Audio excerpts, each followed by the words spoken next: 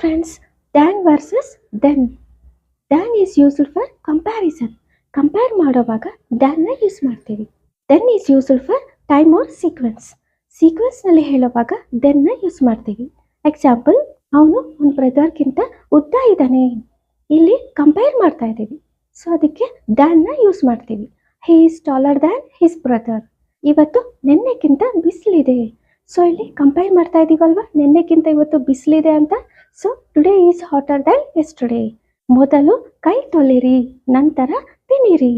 So ಇಲ್ಲಿ ಸೀಕ್ವೆನ್ಸ್ನಲ್ಲಿ ಹೇಳ್ತಾ ಇದ್ದೀವಲ್ವ, ಒಂದು ಕೆಲಸ ಆದಮೇಲೆ ಇನ್ನೊಂದು ಅಂತ. ಸೊ ದೆನ್ನ ಯೂಸ್ ಮಾಡ್ತೀವಿ. First wash your hands then eat. ನಾನು ಹೋಮ್ವರ್ಕ್ ಮುಗಿಸ್ದೆ, ಅದಾದಮೇಲೆ ಟಿ ವಿ ನೋಡಿದೆ.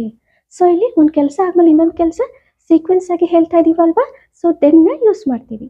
I finished my homework, then I watched TV. Thank you. Please like, share and subscribe.